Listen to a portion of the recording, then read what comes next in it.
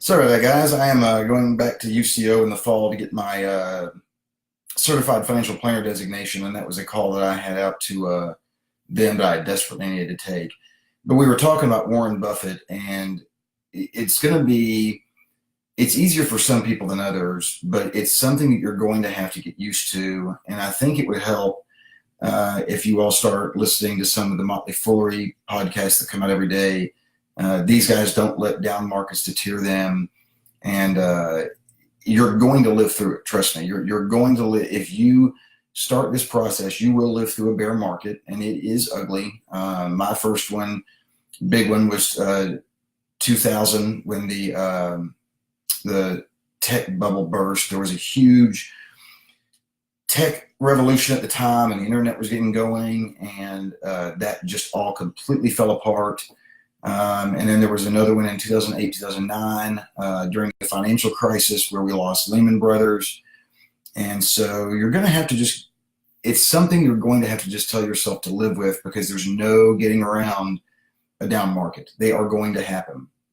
You're going to own a company that has a bad quarter, and Wall Street's going to, cut them down by 10% a day, just because they're short-term thinkers. And you have to remember that you're in this for the long run. So I hope that helps you all out. It did a lot for expenses. I don't think I've missed anything else.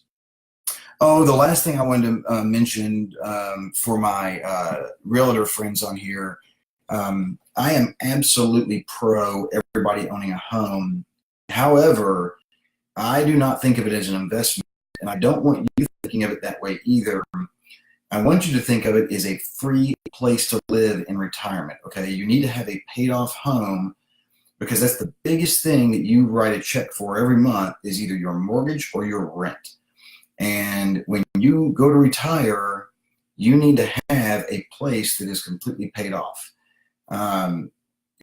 Unlike a stock, if Kristen and I go and sell this home tomorrow, we can't just hold on to the cash and do nothing else.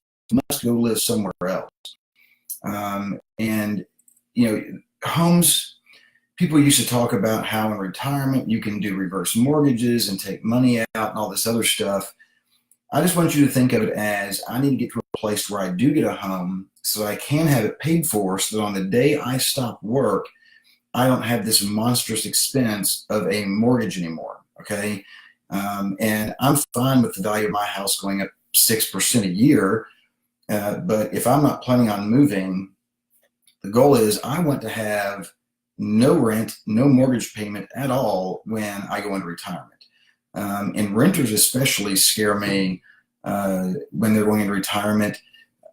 You'll hear sometimes on the Motley Fool, one of their financial advisors named Robert Brokamp will talk about renting when you're younger, just because the millennials are more willing to move around for work. So, you don't want to get stuck in a trap to constantly sell homes and maybe the home market's down.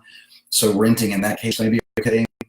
But everyone needs to find a way to get a house paid for by the time they retire, because that expense in retirement, when your income drops dramatically, can be very painful. So I want to end on that. And then tomorrow we will get into some more on investing, but now you all know expense ratios.